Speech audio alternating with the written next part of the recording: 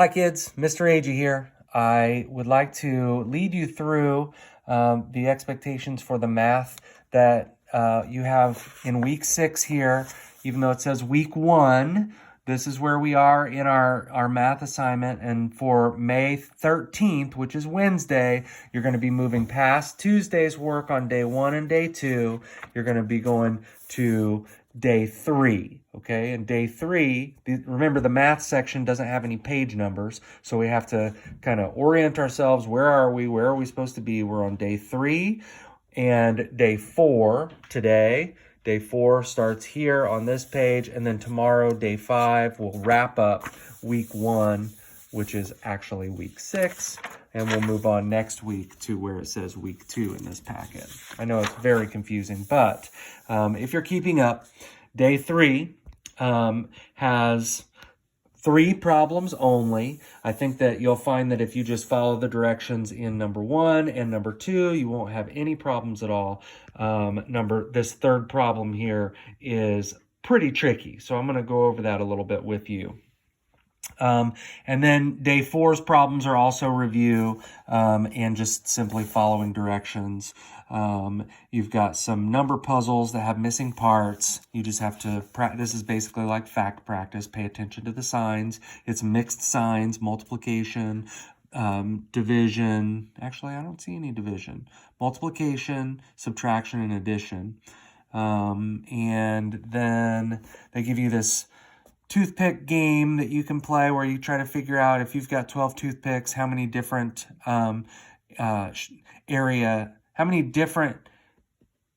shapes can you make with areas of 5 and 9? It says what other areas can you outline with 12 toothpicks? So can you close up a shape with 12 toothpicks that has an area other than 5 and 9 like these shapes here do?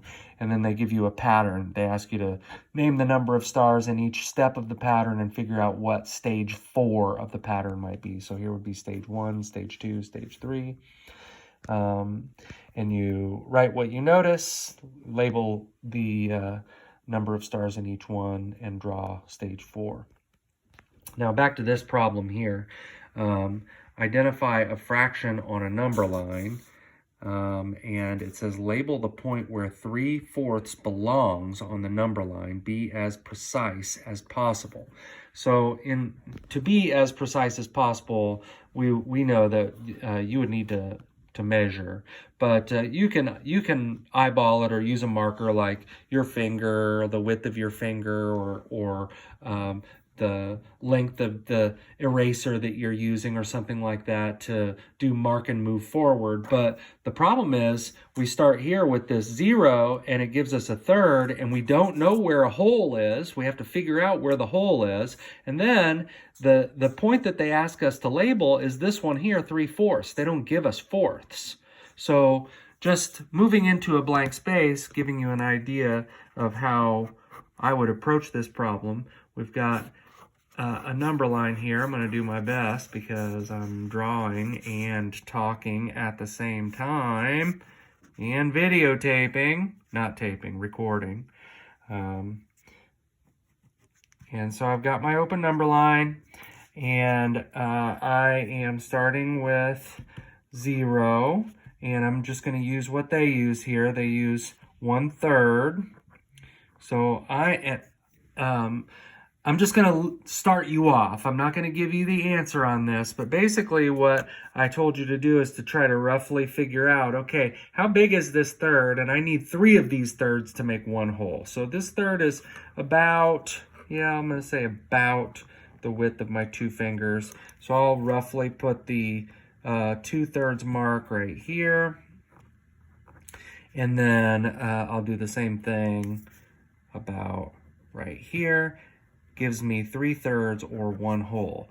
Now I still can't find, so my goal is to find where 3/4 is on this line. So where is 3/4?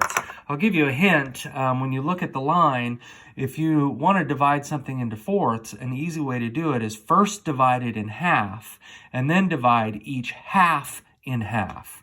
So I might sketch out, okay, up here, from here to here, I want to know where is the halfway point?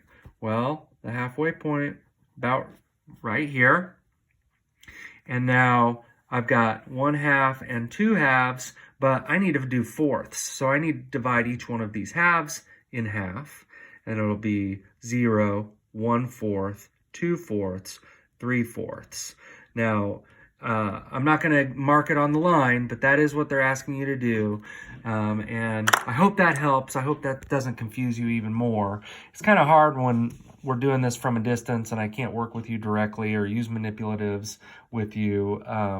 But I think that it's a good enough explanation to help you through the problem. And if it's not, and you just can't figure it out, feel free to call, feel free to text, and we can talk about it. So again, your assignment for today is days 3 and 4 for the week 1 section of the math in the May-June home learning packet.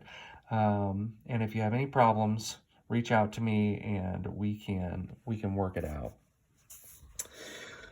Hope all is well. Hope you're happy, healthy, and safe. And I hope that you are making the most of this time with your families. I miss you, and good luck.